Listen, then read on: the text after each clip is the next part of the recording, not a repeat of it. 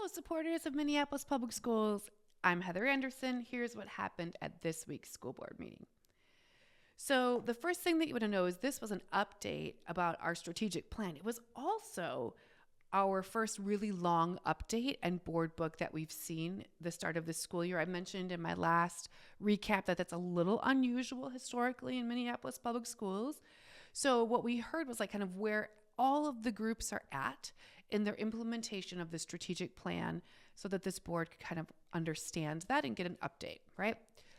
The first thing that you have to know is that students take something called a FAST test right away in the fall. Now, it's different from an MCA because the FAST test is a screener.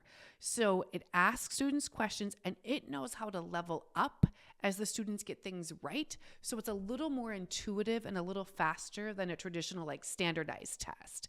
And it's meant to go pretty quickly. It's meant to be really user friendly. And we give these FAST screeners to our students on literacy and math. And we do it 3 times a year, fall, winter, and spring, so that we can see, are they making growth? Unfortunately, this year, what we saw was that our students in Minneapolis Public Schools are losing ground in that FAST data, and they're losing it kind of across the board, right? So like we really just didn't see any place where there was growth. So there was a lot of conversation among this board about like why we made this really big investment. We spent $30 million on intervention triads last year. Like, why isn't this happening? And so there was a lot of discussion about that. Some things that I want to sort of highlight for you. I don't know that I heard like any solutions or answers. I heard a lot of commitment and a lot of strategies.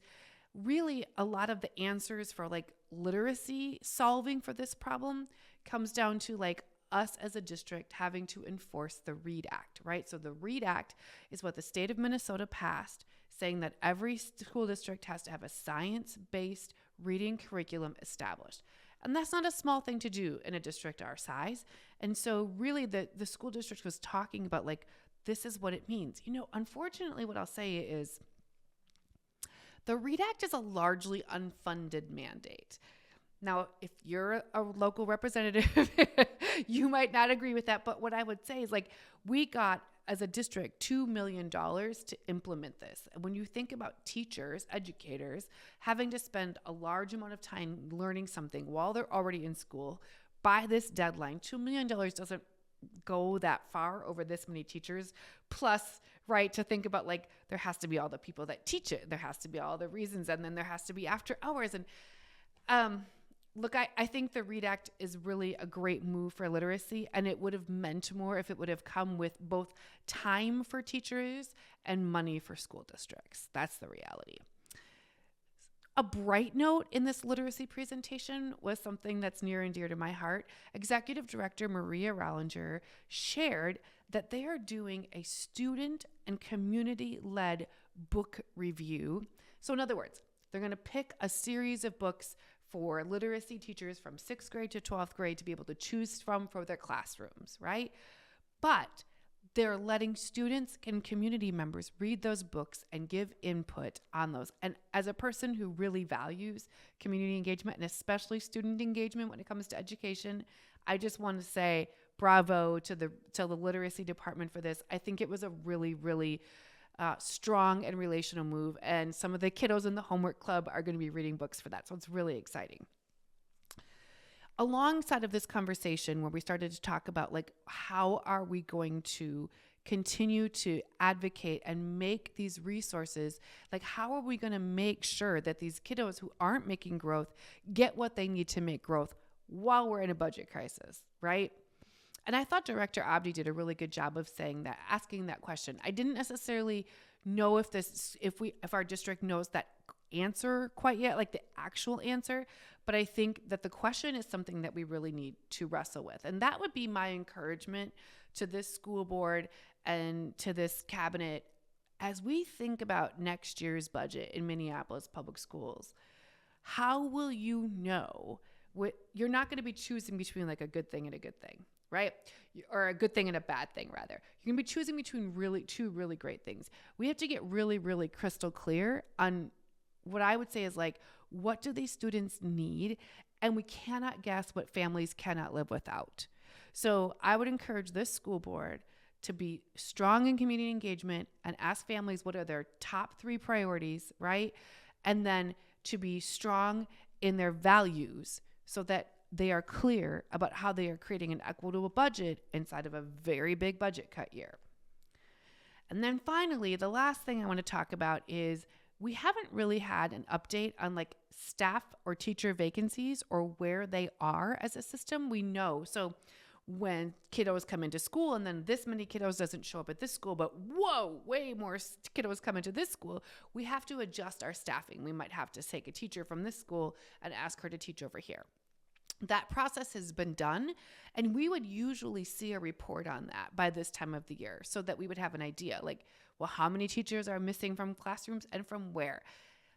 One board member did ask that question, but we didn't get the answer yet, and I'll be really curious what that's about. So that's kind of like the general idea of what happened at this week's school board meeting. Again, I thought there were some great questions. I thought there was some really amazing progress. I still think we've got a little way to go to get to the bigger, harder questions, but overall, I saw some really good things. Thanks so much for listening. Bye. We are absolutely ecstatic at the level of engagement with the 612 ELA Steering Committee. Right now, we have over 225 students, staff, and community members reading 37 different ELA books that are up for review using our ARCS rubric, with 225 more students signing up for after-school curriculum review book clubs. Last year, there were classrooms that didn't have teachers. And if we're talking about core instruction, it's first important that students receive access to high quality core and then that additional support. So I think a win right now for us as we move forward into this school year is that 2.2% percentage that Emily shared, right? That we are staffed. We have teachers in our classrooms. I have the great privilege of going out on a third of the walkthroughs, and I'm seeing amazing teachers leading amazing lessons in their classrooms. And I think only in one case has there been like a class split up. So I think one win for this year is where we're at from a staffing perspective. That doesn't change the fall data. Thank you. Yeah, I understand the struggle we had last year to fill in the classrooms, and I